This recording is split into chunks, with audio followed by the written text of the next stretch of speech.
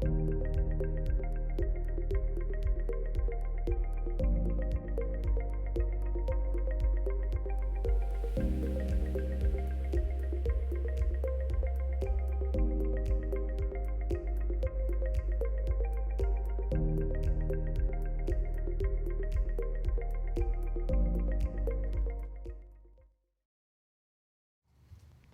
everybody, welcome back to Ripple Live. This is our 20th show. Quite amazing, Steve. We've done 20 of these. Quite incredible. Yep. So this is the show where we talk about Final Cut Pro 10 and related topics. I'm Mark, here with my buddy Steve, and we're going to have some fun today, right, Steve? Yeah, and going to show off a new plugin, answer your Final Cut Pro 10 questions.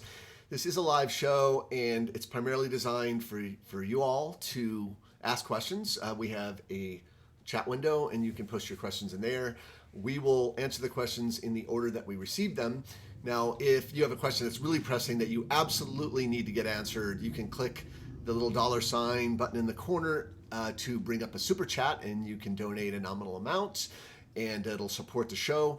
YouTube, as of late, has introduced this new feature called Super Stickers. So you can actually purchase a sticker of, little animated emojis and whatnot if you want to try those out. So you can either do a super chat or a super sticker, and you'll see that once you click the little button there. So any donations, we really appreciate it. So thank you very much. So, like Mark said, 20th episode. This is our last episode of the year. Yeah, it's the last episode of the year. Because Izzy said so sad that this is the end. This is not the end of Ripple Live. It's not the last show. It's just the last show of the year. Yes. Yep. So as Mark's saying, we're going to answer your questions, and we have a really cool plugin that we just announced this morning, and Mark's going to talk about it and tell you why you think you should have it in your Final Cut Pro transition browser. Go ahead, Mark. Yes, absolutely. So welcome everybody, and I'm just seeing a lot of folks are just joining. Hey, Harold from San Diego. We've got Kuwait, California, Canada, Helsinki, Finland, the Netherlands. So thank you everybody for joining, and some folks are asking questions already, which is awesome. We'll get to those in a minute. I do want to show you, I've been working for a while on a new plugin, which is a reincarnation of a plugin that we did a while ago, and it has been off the market for a while, but we've revised and updated, added a bunch of features. So I'm going to show that to you now. I'm going to show you a quick teaser video that's 2 minutes long. Should kind of show how it works, and then we'll get into your questions. So I'm going to, I'm already screen sharing, so should be up. Can you confirm, Travis, that I'm screen sharing? Yes, sir. Okay, and I guess you're not going to hear audio if I do the demo of this, right? Or actually, you should hear it through my speakers. You'll get some audio.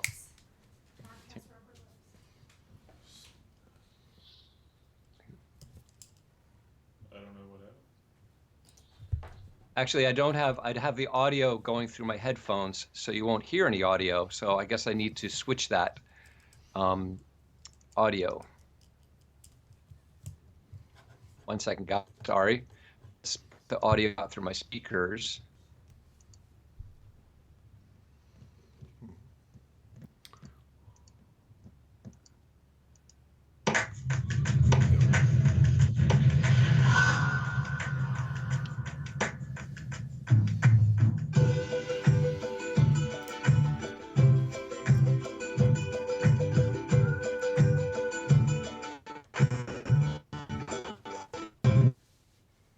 Introducing RT Flyers for Final Cut Pro 10. RT Flyers are a set of transition effects that allow you to move your viewers from one place to another with style.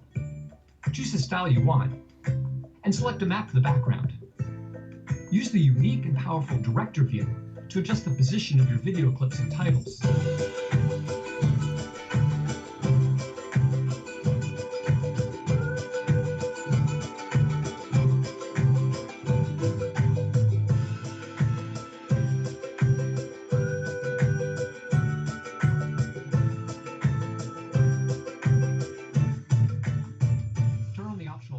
Show the steps in a journey.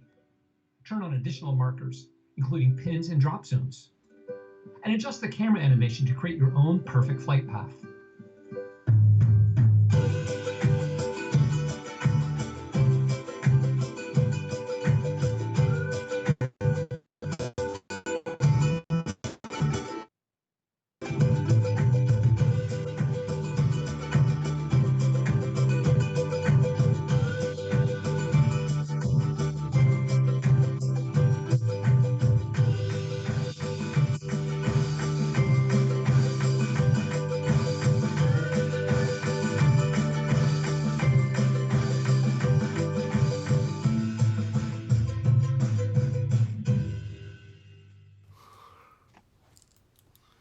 great.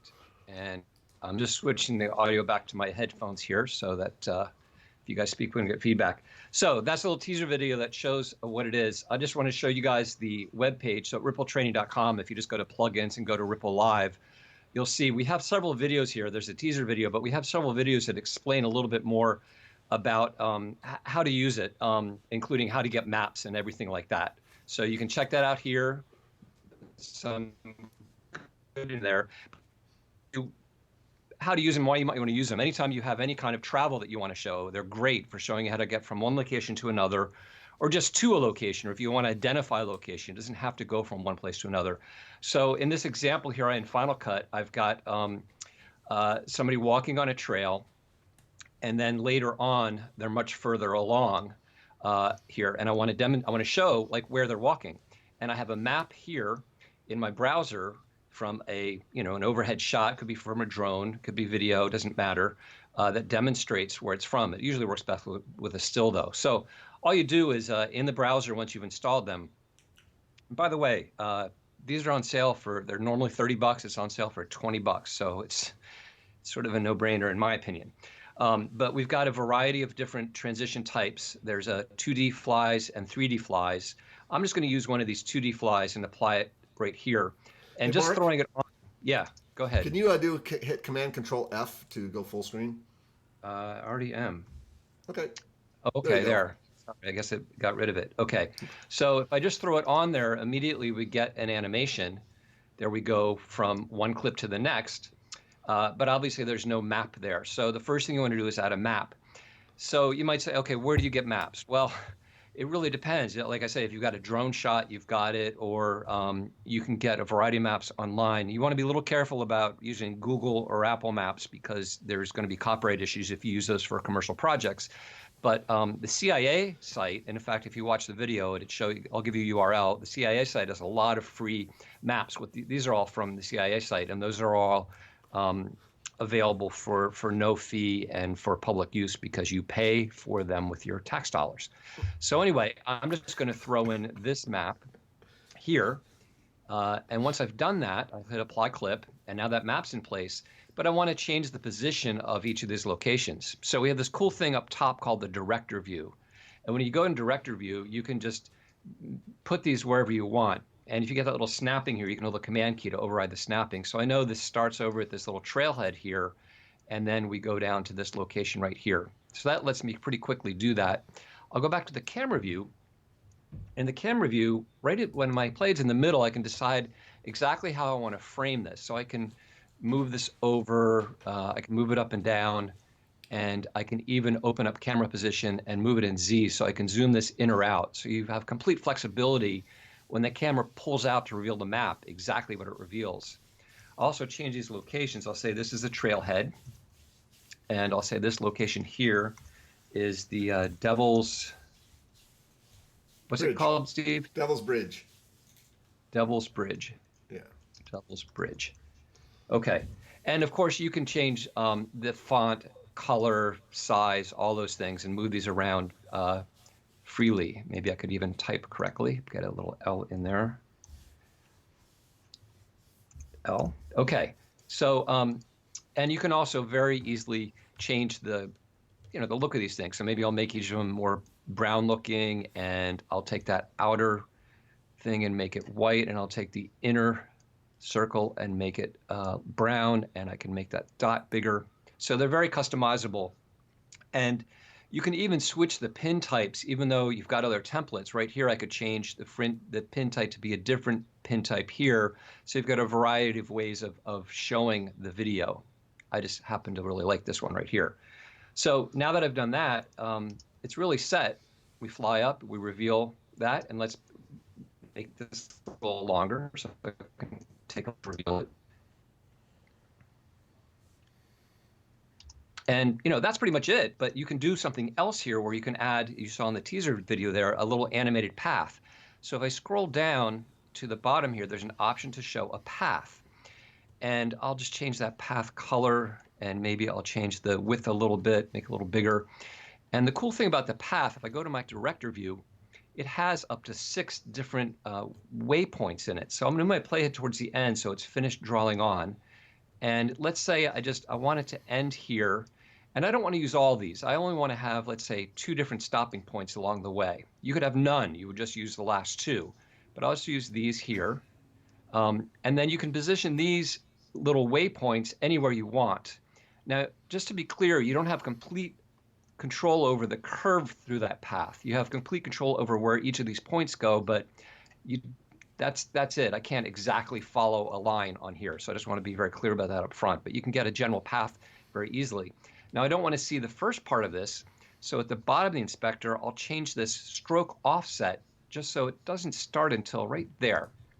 Okay, so now if I go out of the director view back to our camera view and play through that, we have that path draw on from the first video to the next video between those 2 points. And then finally, you can actually add identifiers for each of those waypoints or add markers. So down here, if I look at these markers, I can choose, they're hidden by default, but I'll show a pin for one of them, and I'll show a drop zone for the other one. And then if I go back to my director view just to see, sometimes they're a little bit off the screen though, there's my marker. So let's say I want to mark that first point here and identify what it is. And then I've got a little drop zone here, so I'll pop that over there. And then I can go back to my camera view. And so now I've got these, and obviously I can change the names and I can reposition them and modify them. I won't spend the time doing that now. But for this drop zone here, let's say I've got some other maps here. Let's see, I've got some maps. Okay, so let's say that this place there, drop zone number 2. So I'll just go down to drop zone number 2, click there, and say that that's where this, trail used to be a long time in the past. So I'll apply that. But it could be just identification of what you've seen along the way. So it's real easy to add up to 4 of these little waypoints along the way. And then you can play through that and see, we back up and see the whole thing. The final thing is, like, maybe you've got voiceover. So you're describing the situation and say, hey, you want to talk about this a little bit more. So you don't want it to zoom in right away. You basically want to freeze on it because you have some voiceover explaining this path that was taken in the past and how we're walking along this now and explain the history, whatever. All you need to do is take the clips and the transition together, select them, Option G for compound clip. And then what you can do is, once it's zoomed in, say right about there, I'll press Option F for a freeze frame, and I can make that any length I want. And now when I play, we'll play the video, we pull out, and we freeze for as long as needed while the voiceover is going, and then we can zoom in. And that, in a nutshell, is kind of how they work. There's a lot more to them because there's a variety of different templates, and it's explained on the webpage and a couple of the movies, but that gives you a basic idea of how it works. So thank you for indulging me in a little demo of RT Flyers, which was just released today. Yeah, we added quite a bit more functionality than, like you said, its predecessor. So we think you'll find a lot of use for it. I do a lot of traveling and use it all the time myself. So we're going to jump into your questions now. This is the Q&A section of our show. And we already have a super chat here from David Mathis. And he asks, looking at filming with 16 millimeter film. Wow, that's cool, man. And curious, what's the best resolution to scan at? I don't have any experience with scanning personally. I like the idea of shooting on film very much, only because we're always talking about getting a film look. Well, you can't get any more film looky than shooting film. But typically, when you take your film to you have it processed at a lab, maybe it's Photocam or any number, LA or New York. They have film scanners, and typically they're scanned at 2K. 2K. Yeah, 2K minimum. So that's what I would suggest. You don't take my word for it, but you can do a little research. But I believe that's the standard. Almost most films are scanned at 2K. In fact, even theatrical distributions are scanned at 2K. And the films that were created on Final Cut that were shot on film were dealing with 2K digital intermediaries, or what they call DI. So I think 2K would probably be just good. Yeah. Yeah, I was going to say 2K. I was going to totally agree with you there. I wanted to address a couple questions just about the plugins since they had them here. What is a good source for getting maps? So again, CIA website, and if you go to our website, rippletraining.com, and go to the RippleLIVE plugins, you will see there a video about maps and where to get maps, and it'll give you some more detail. But the CIA website's great because those you can get access to those. There was another question. Chris said, I can definitely say I'm definitely fine. No, that wasn't it. Sorry. It's like Ripple jumps with a whole lot more, half-inch size said. Yeah, that's exactly right. And for half the price. So it's full price, it's $30. Ripple jumps used to be $60. It's $30, but it's on sale for $20 right now. We just want to make it accessible. In fact, these RippleLIVE plugins, we've got several RippleLIVE plugins now that we try to make very inexpensive and accessible for you guys. Cody, one more just on this topic. Cody Johnson asks, how do you create that transition from video to video? Using motion. It's created using motion, and it's honestly, it's a lot of work. That's why I built the plugin, so you don't have to do it yourself. You could do it yourself, and it would probably take. I've probably put 2 months of work into that over time of creating it and refining it and make it work well. It's not easy. So you could do it yourself, but or you could spend $20. But motion, it's all built in motion. Motion is an amazing application, and I highly recommend it, especially if you use Final. Awesome. So I'm going to scroll back up to the top and just start going down to make sure that we haven't missed any questions. Okay, so Hassan, hello from Dubai. Hello. Let's see here, Germany. All right, cool. SoCal, hey Ken. Let's see, Tamar from Istanbul. Wow, all the way from Turkey. Nice to have you on the show. And let's see, 20 episodes. Okay, there was a question. Okay, about going back up. Gentleman named Bobby Thompson. When editing voiceover footage, often I need to take out sections, throat cough, etc. Is there a way to quickly close all the gaps in just the audio timeline, leaving the video alone? Well, not with the magnetic timeline. There's no way to do that. But let me jump over to Final Cut for a minute, just so I can kind of walk through. So let's just assume right here this is your voiceover here, and I'm assuming you're going through, and let's say this is your cough right here where the spike is. So if I hit Command B and then I hit Command B, so I have this little chunk right there, and maybe there's another cough over here. Command B, and you're saying I want to be able to remove this gap without affecting the video. Well, the thing about Final Cut is audio and video are always connected together because they're part of what's called an AV clip. There's no way to just delete that chunk without removing the video unless you broke apart the clip. You can actually detach. You can actually detach the audio. That's one way to do it. And now when you can delete that and you still have the video there, but there's no quick way to go through all of them, detach them. But this is one way to do it, is just detach that little piece. And so then you just go to the next one, and then you Control Shift S, detach, and then select that and delete. Unless you, Mark, do you have another way to do that? I mean, it is the magnetic timeline. When you are deleting chunks, you're deleting the video because it's just the way it works. The other way that I might suggest doing it is if you expand your audio components right here, and then you press R to get the range tool. Like if you got a cough or something in here, when component mode, you can then say, all right, I just want to get rid of that portion right there. You make a selection and then press the V for victory, and it disables that section. So everything stays in sync, but you've essentially just muted that section where you have the cough. And it's a quick way of doing it. And then what's also nice is that you have these little fade handles.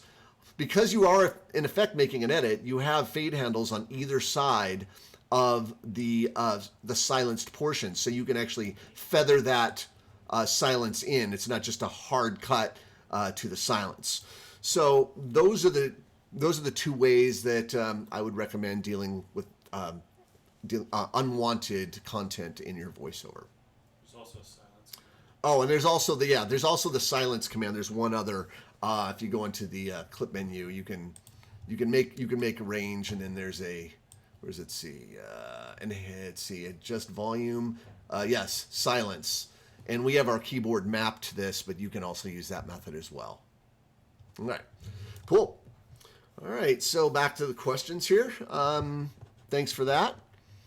Yeah, there's a couple here. Chris Northcross asked, Mark, do you have any resources for creating your own behaviors in motion? Chris, I don't know of any way of creating your own behaviors in motion. So you might be able to do something with FX or something, but I don't know how you would do that. Motion has a huge number of behaviors built in that are extremely powerful, and we have lots of tutorials that explain how to use either camera behaviors or retiming behaviors, replicator behaviors, tracking behaviors.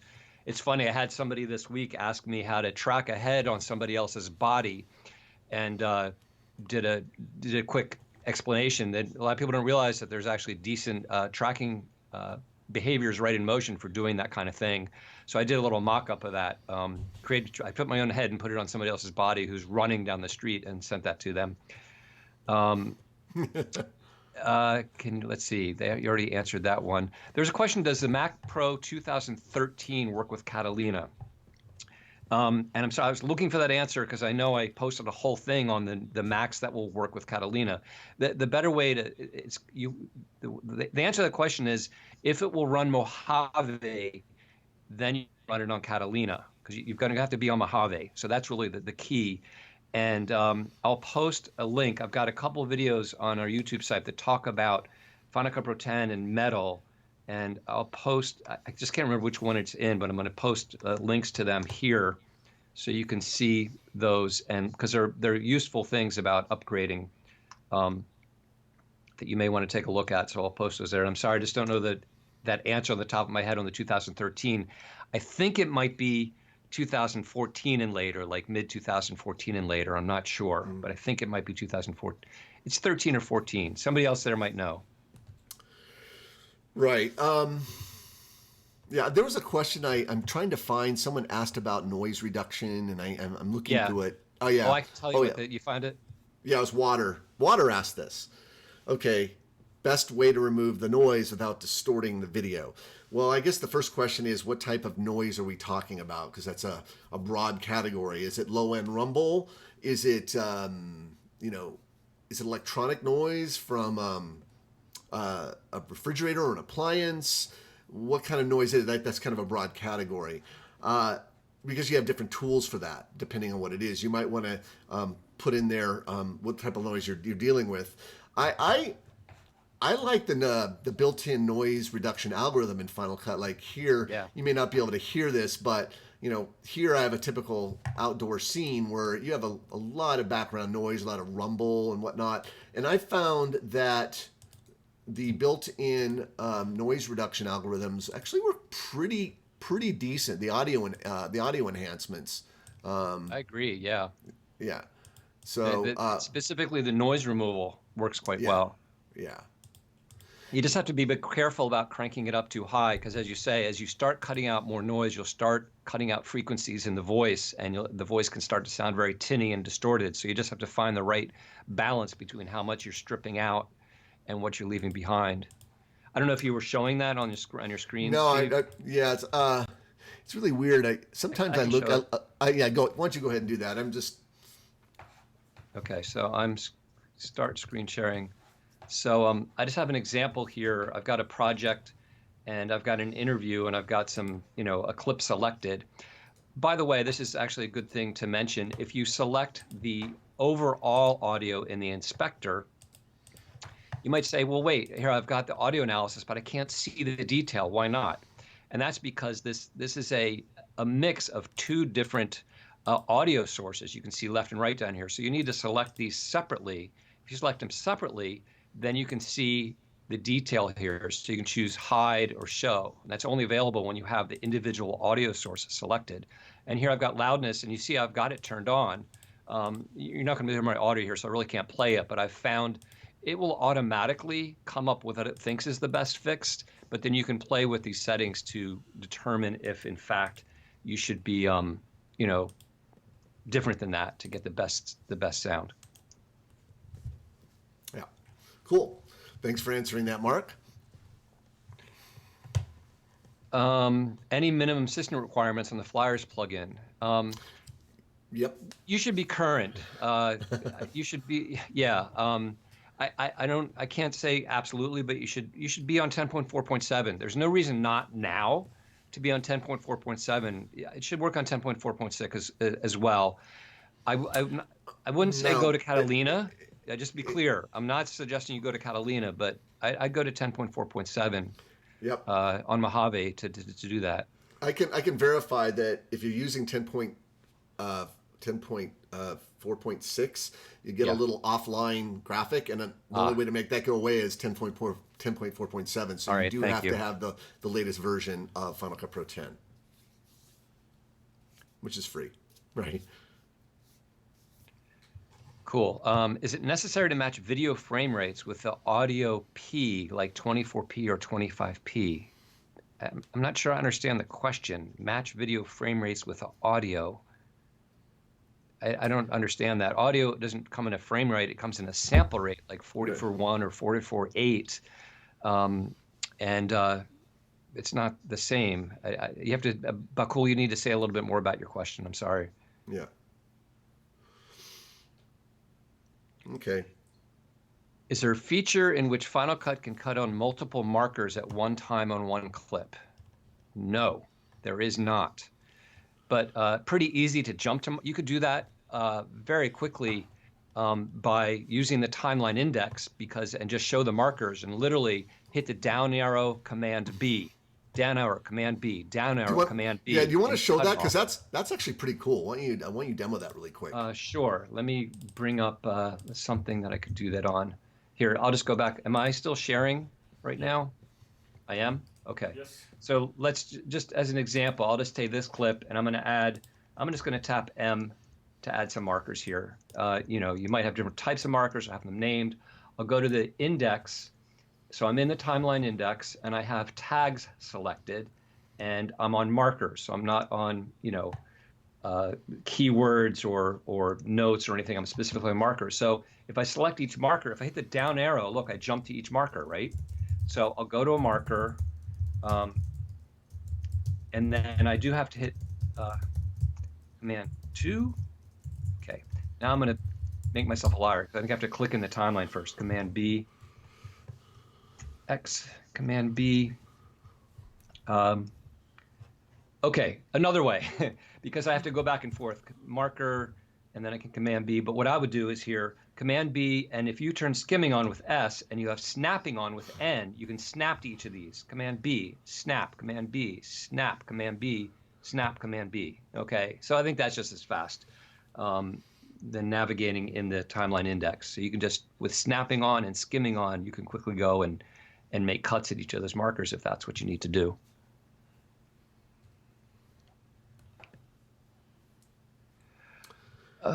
What else do we have? There was a question about audio that Rakesh Sadavan asked. Can you add audio effects on an adjustment layer? If not, how to add audio effects on all clips? Well, there is, just to be clear, what is an adjustment layer? For those who don't know, basically it's a title that you place over your clips in Final Cut Pro 10. And I think we've done a couple of videos on how to make one yourself. It's pretty simple. But basically, it's a title that you put over your clips, and then you can add any amount of effects on it, and it'll apply anything that title clip is over, it'll apply that effect to, or transformation, or what have you. There is no audio adjustment layer. There's no way to create something similar with audio clips. If you need to apply effects to a number of clips all at once, then you're going to need to compound clip your audio. You can select it all, press Option G, and then you can apply your effects to pretty much everything that's inside your compound clip container. That's how I would do it. And just to build on that, Steve, because you have a great example of that. If your audio roles are assigned correctly, when you create your compound clip, you can choose to show separate subcomponents. So you can have one line that is all of your dialogue, and you can apply one effect like EQ or compression just to your dialogue, and you can apply a separate set of effects to your music or your sound effects. And Steve's got a great tutorial that explains exactly how to set up all your role assignments for your different audio sources, and then how to do exactly that process for sound editing. It's excellent, and I'd highly recommend you check that out. Yeah. So, yeah, if you want to cut to my screen here, Travis, there's just exactly what Mark was saying. I have all my roles organized into, like, so I have all my dialogues, all my dialogue and all my sub roles. Everything's broken out into role groups here, sub roles. So I have all my speaking parts. In a case, there's a couple of ways. I mean, the easiest way to deal with this is to just select everything, and then I'm going to just call this final mix down. And now if I do that, I'll get a compound clip. And then if I, and you can see now I have all my dialogue as one role component. I can apply my effects to everything within that dialogue container, which makes it really great. So I can apply an EQ, I can apply a compressor, and everything that's inside that dialogue role, that role group, that sub role it'll be applied to. And a lot of people don't really know this, but there's an additional feature within Final Cut right now. If I'm looking at the audio configuration area of the inspector. Right now, the audio configuration is set for roles, but because, as Mark said, I took the time to name all of my sub roles by character, and I was very diligent to do that. You can then choose sub roles, and what that now does is it breaks all of your characters, each one, down to an individual sub role, and then your effects can be applied on a character by character basis for the entire thing. So for example, if I select my name here, Steve, anything that's related to my dialogue, if I applied an effect to this, would be applied to just my speaking parts. And that's just by the nature of I'm just choosing sub roles from this pop-up here. And as Mark mentioned, we cover this in our sound editing tutorial, which, by the way, I didn't mention this. This is the last day of our Cyber Week sale. You can use the code thanks35. It's all lowercase thanks dash. Is it thanks dash 35? I'll check what Jill will put it in there. But basically, it's about 35% off anything in our tutorial library. You can still take advantage of that today. So wanted to mention that would include this tutorial as well. Okay, yeah, I'm pretty sure it's thanks-35. Awesome. Okay, cool. Any questions while I was showing that? That was great, Steve. Yeah, N Koenigs 21 asks, is there a color grading plugin that you like best for Final Cut? For example, M Film Look by Motion VFX. So my first question when people asking about plugins is, like, what is it that you want to do that Final Cut can't do itself? You know, and there are some things, but especially with color correction, the color correction tools in Final Cut are so deep that I just would ask you what you need a plugin for. And there are some good ones. MFilm looks good, and you know, the Color Grading Central product from Denver Riddle is very good. But Final Cut's tools are great. And in 10.4.7, they introduced a new feature that a lot of people don't talk about very much. And it's amazing. It's a great feature where you have HSL curves available for color masks. And in fact, I've just updated, we're in the process of my advanced color correction tutorial to explain this new feature, and it really impacts everything. It's actually, I've had to update about a good 20% of that tutorial because of this new feature.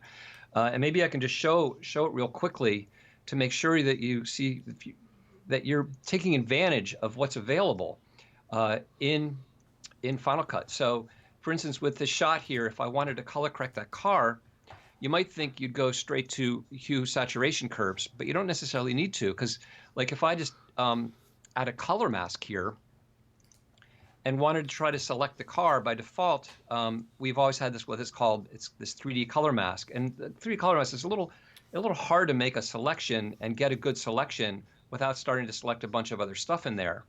But if you use this new HSL selection, you can create a selection, and you can adjust it really precisely with these controls here. I'll click View Mask so we can see it, and you've got a lot of control over exactly what gets selected as you build your selection. They're really powerful because you can adjust hue, saturation, and luminance all separately to identify exactly what gets selected in there. And then once you've got your selection you can make a huge change. For instance, I'll change the color of the car there.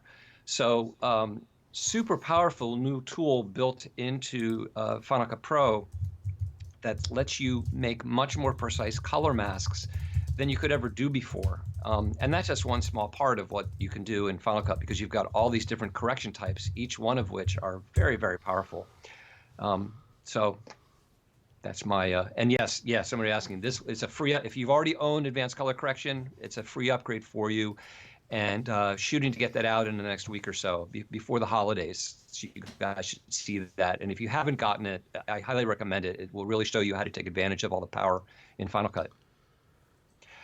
Fair enough. Brett FX, just to follow up on that, said mass tracking groups are the reason to use third-party color tools. That's fair enough. The tracking in Final Cut, you've got to set keyframes or buy a third-party plugin like CoreMelt to do it.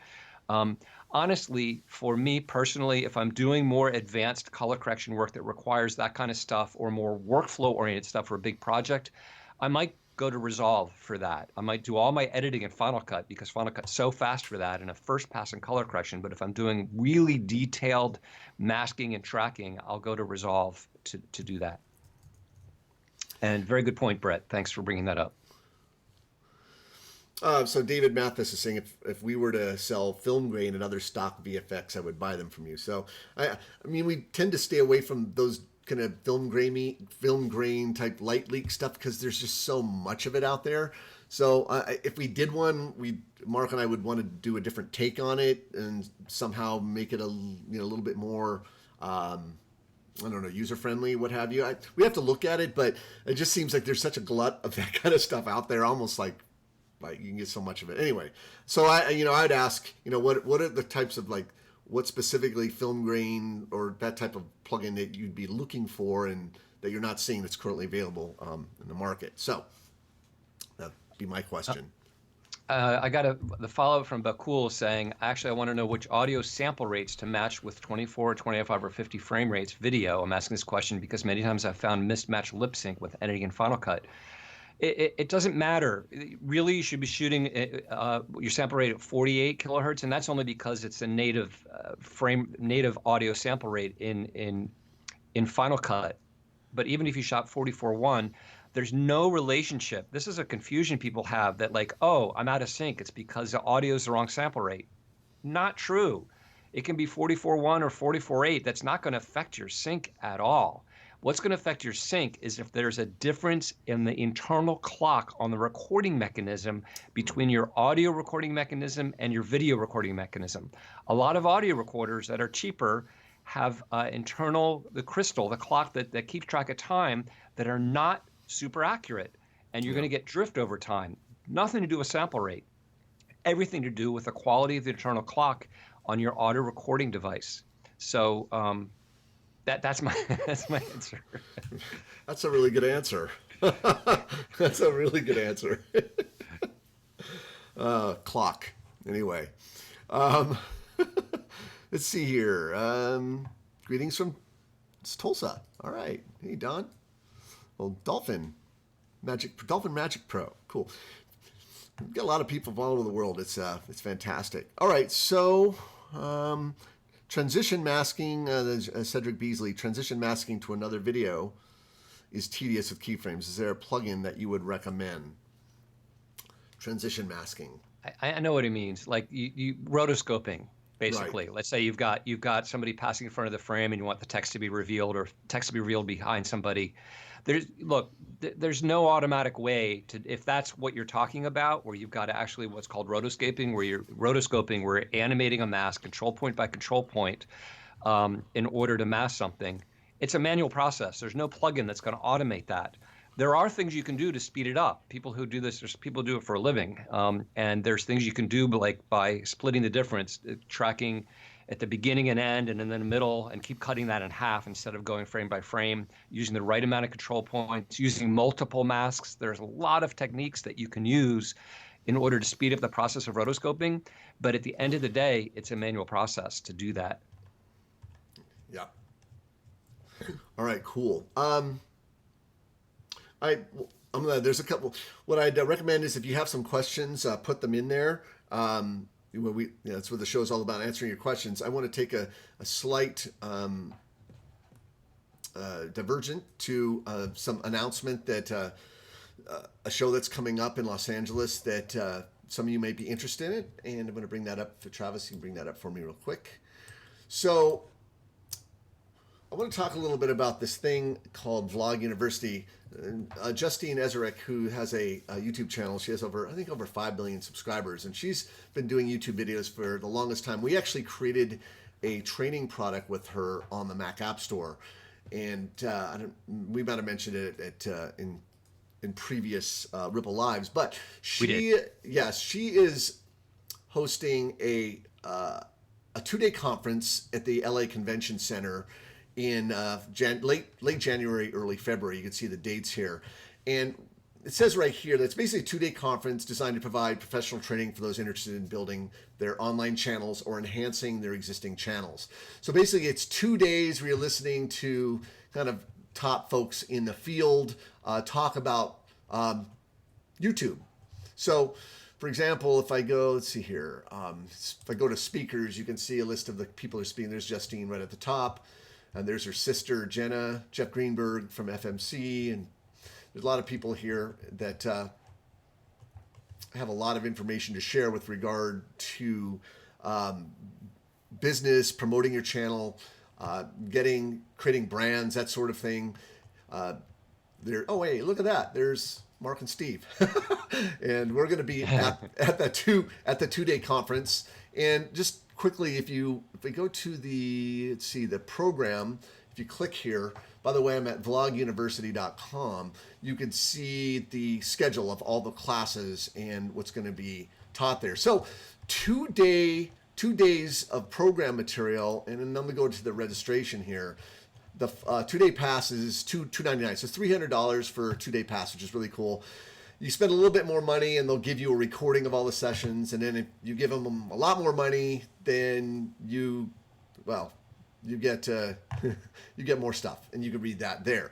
The reason I'm talking about this is because if you're based in Los Angeles or you're on the West Coast, it's a great conference to attend. There's a lot of really good, useful information if you're interested in beefing up your YouTube channel. But we have a code if you're interested in it. And Travis is going to bring it up here. If you use the code that's on that screen right now, you could get 15% off of the conference that's coming up. So it's an exclusive thing that we're offering to our users. And again, if you're in the West Coast, it's a good deal. I mean, if you're coming from somewhere else, obviously you have to fly there and get a hotel, so that adds to the cost. But it's still, I think, a really good deal for the 2 days and the amount of information that you're going to get. So that's Vlog University, iJustine's Vlog University. It's coming up. All right. Awesome. So there's a question, Steve. You may know the answer to this. I don't think I do. So the question is about, and it's from Spielberg 1. Actually, it says it's from Spielberg. How to change the video thumbnail when exporting. So I think what that means is not the video thumbnail that you see in the browser in Final Cut, but when you export a video from Final Cut, there's a default video thumbnail after you've exported. When I export, it's just there's not. I need to understand more about that, because when you export like a QuickTime movie, can you explain what you mean? If you export a QuickTime movie, there's no thumb. There's a thumbnail, just the first frame, right? Yeah. Do you know what he means by that? Yeah. It's been a while since I've done this, but let me see here. Let me open this up here.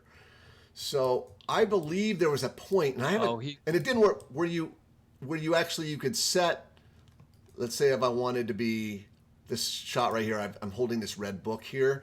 I think if I press MM, and then I haven't tried this in a while because it used to work, and then it stopped working. You could actually set a chapter marker, right? And then right. And then when you exported it, there was an option that works for chapter markers for sure, because I just did this for Bioneers, and that works now. Oh, it does. Okay. Yeah, but it works for separate chapters. But if you just put one there, will that end up being the poster frame? Yeah, I think so. It's been a while since I tested it, but that used to work where you'd set a chapter marker and then would pick that frame as your poster frame. But but it's again, it's been a while since I've done it, so it's something to All right. test. Well, But I'll run it right now on something that should export pretty quickly while we're talking, because I can re-export my teaser video. Because I just noticed my teaser video, if I look at it in the Finder, there's a poster frame that's randomly chosen from somewhere in the middle of the video. So Yeah. I'm gonna choose something different by exactly adding that. So MM to a marker, and then to change the marker and make it a chapter marker. And cool thing about chapter markers is the actual poster frame that's used doesn't have to be right where the chapter marker is. You can drag the little ball there somewhere else. Oh yeah, So that little, yeah. See that in fact, you cut to my screen. That's what this little ball is. Yeah, and a lot of people don't know what that is. This allows you to choose the frame that represents that chapter marker. So even though that chapter marker is on that frame at about 34 seconds, I could say, but I really want to use this frame right here for my chapter marker thumbnail. So anyway. Yeah, and usually it's not so far. That just to explain a little more about that. Often the chapter marker itself you would have on like a transition where it's a fade to black because it's a start of a new subject, but you don't want that poster frame for that chapter marker to be black. So you would usually drag it forward into the content a little bit more so you could see who the speaker is, for example. Yeah. But I'm exporting something right now with a single chapter. Oh, I think you have to choose to export with chapter markers, probably, for that to work right. Yeah. Awesome. All right. There was a question. Someone said that their compressor kept. Oh, there was a couple of questions. Daniel Suzuki was asking, wild question, but would you guys ever do a tutorial on Reality Composer, Apple's new AR app? You know, that's. I've always been fascinated with VR and AR. It's something I've been looking into. It's possible. I've been so like busy with all this other stuff that it's just in the priority. It's in the queue, but it doesn't have a high priority. It's something I'm looking at. I mean, AR is pretty cool. Have you looked at Apple's Reality AR tools, Mark, at all? No, I have not. Very interesting, but you know, somebody else was asking. Yeah, something else they wanted us to look at. In here too. I can't remember what it was way back here earlier, but no, I have not looked at that. Awesome. Okay. There was a question about coloring matching shots. If you have shots from two different cameras and where color saturation, etc., are a little different, could you show or explain how you would get the match using color tools? Sure. I actually exporting with that chapter marker crashed Final Cut on me. No, did it? Yeah, I was able to I brought it right back up though. It came up really fast. I'm just going to try exporting one more time. Exporting without selecting chapter markers did not work. And it's Brett, I think it was Brett said, yeah, the thumbnail in the Finder is the dead center frame of the video. That's interesting. I didn't know that that's what it actually was, but I'm going to try including chapter markers and try exporting this thing one more time to see if that'll work. And while it's exporting, on the color matching between two clips, first of all, I would try to match the shots with the built-in shot matching in Final Cut. If they're close, it generally does a pretty good job. If they're not close, it really won't. But it can get you in the ballpark. So you use the built-in shot matching first, and then from there, you can then use the color correction tools. And it's a little hard to demonstrate because it really depends on the nature of the difference between the two. But if you understand how to manipulate hue, saturation, and luminance separately using the tools, then you can basically attack it. But you really have to have a specific example. Why don't we've only got 10 minutes left. I finished exporting. Man, I love how fast the exporting is in here. And it did not work in terms of setting a new poster frame. So let me just open that with QuickTime Player and go to chapter markers. So it gives me the chapter marker that I can select and jump to it when I open the file in QuickTime Player, but in the Finder, the poster frame does not change. So I don't know of a way to do that. You know what? From within Finder. You know what I'm going to do when I get up when this is over? I'm going to open up a clip in Resolve and change the poster frame with a Control P and export it and see if that does it. See if you can do it. And there may be some Finder tools to do that as well, because I know there's some great Finder tools for adjusting the hootenanny and some things like that for adjusting content of QuickTime movies without needing to re-export. But I'm not sure they'll handle the poster frame. It's a really good question. I'd love to be able to do that. So Jacques Slade is asking you, is there a way to create a dynamic frame around a Dropbox? A dynamic frame. I don't understand the question. A dynamic frame around. I think probably he means like a drop zone. You got a drop zone. You probably want some dynamic, some animation around it or something. I think maybe that's what it means. The answer is probably yes. I need to understand more about what you mean, but you can do pretty much anything with drop zones that you want. When is Final Cut? Go ahead. No. Thanks, Jock, for the super chat. Really appreciate it. Oh my God, Jacques, thank you very much. Yeah. So if you could explain a little bit more, Jacques, we'll definitely try to answer your question here about what it is you mean by that.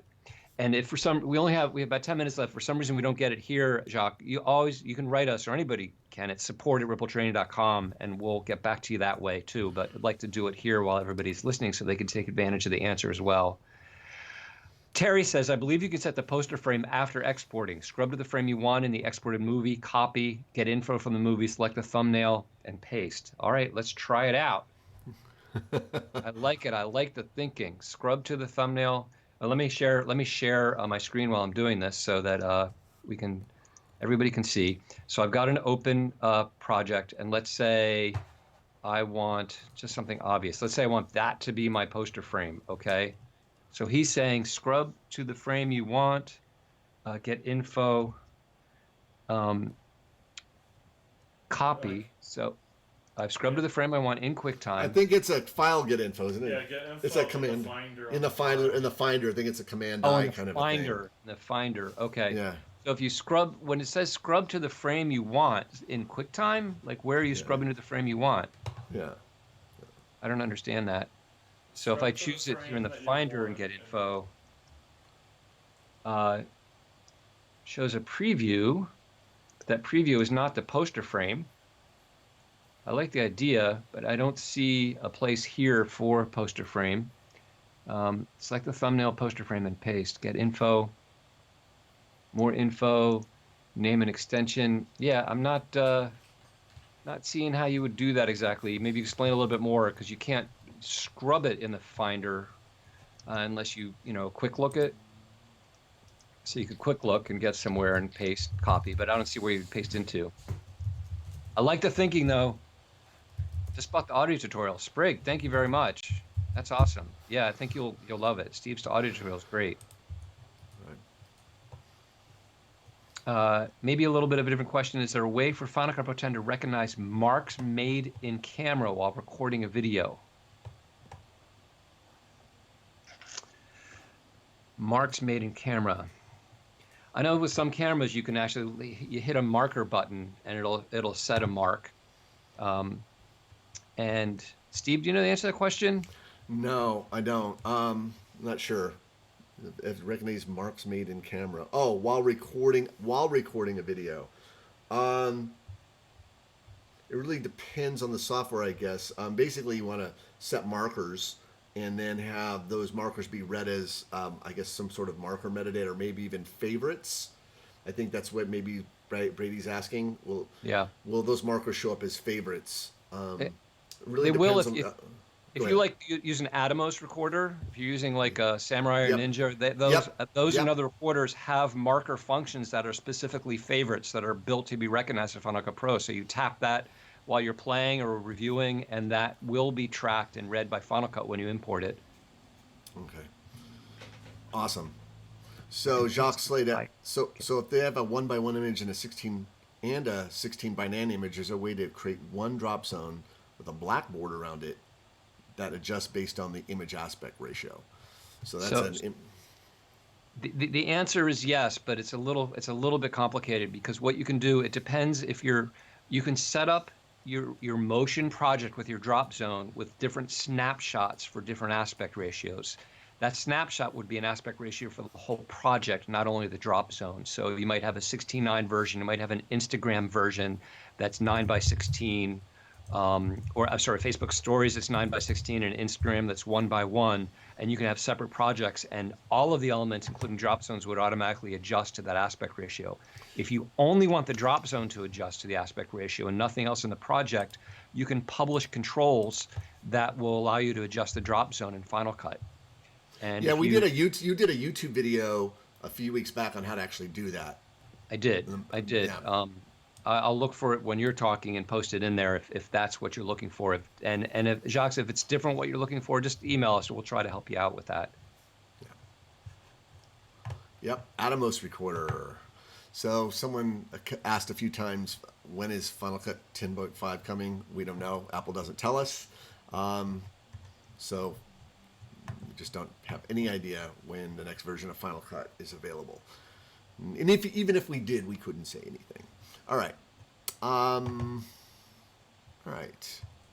I'm getting more information about that whole export thing, about creating a poster frame. He's saying export a still image from Final Cut. So that's what I'm doing. I'm exporting it as a JPEG. See if this is true. All right.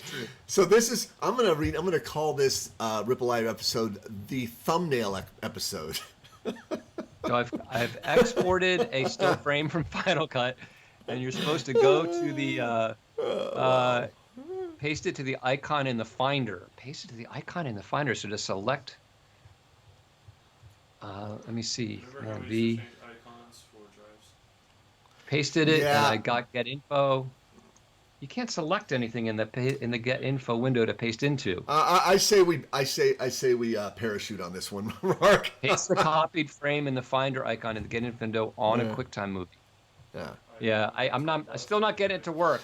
Basically it's basically like changing an icon on the Finder window. Yeah. Pop. That's what he's talking about. But anyway, Philip, thanks. Thank you, Kurt. Thank you very much for the super chat. Oh, look at that super. That's what a super sticker looks like.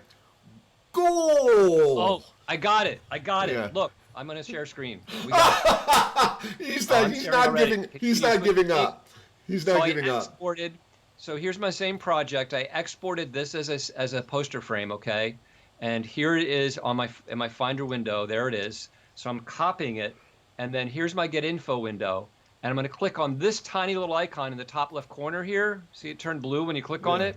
And I'm going to paste. It pasted it. Okay? I see. Yep. So you can see it pasted it. And now, if I look at that icon, I'll look at it it's right here, and it looks like this. So I pasted it, but it looks like it actually got rid of the original view, and it just looks like that. So I'm doing what you're saying, but it just pasted that and didn't. Yeah, Tom Wolski chimed in. He says, "Nah, doesn't work." So anyway, we're gonna play with it. All right. Thanks, Tom. All right. Cool. All right. Frustrating not having a global event with all keywords from all events. So if GiveAClip a keyword can only see in that event. Can't you make a smart collection at a library level that will look at keywords across that'll look at the keyword across all events in the library? Yeah. You can do that. So you can totally do that. I don't know. Yeah, maybe. Yeah, that you can completely do that. Make a smart collection at the library level that just looks at keywords. So you can do that. That was William McLeod. So give that a shot. See if that'll work for you. Paste the copied frame in the Finder icon, Get Info. Yeah. Okay. Yeah. Pasting. No, you're pasting the file, not the image. All right. Okay. I'm gonna call an audible here and say enough with the poster frames. All right. So Spielberg's like, thanks for trying. All right. So cool. So I just want to remind everybody a couple of things. One is we're going to take a break. We're not going away. Someone said that this is the last show. It's not the last show. It's just the last show of this year. Here is the next one. We'll be doing on Friday, January 20th the next time Mark and I will be doing the show. And then don't forget, and a couple of things just as a way of reminder, we have our new plugin that we talked a lot about today. It's $20. Best $20 plugin you'll find out there. Does a lot of stuff, as you saw in the show. And then, of course, the Vlog University, which is iJustine's thing coming up. You have a code for that. And finally, today is the last day to get 35% off any tutorial in our library. So you can use the code thanks-35. Today's the last day. So if you need a tutorial, I'm sorry not to interrupt you, but if you buy advanced color correction with that, you will get a free upgrade to the new features that we're working on right now. So you can take advantage of that now to save some money. Yeah, awesome. So I think we've this is a good place to sign off. Just wanted to thank everybody for joining us. We really couldn't do the show without you. I want to wish you all a Merry Christmas and a Happy New Year.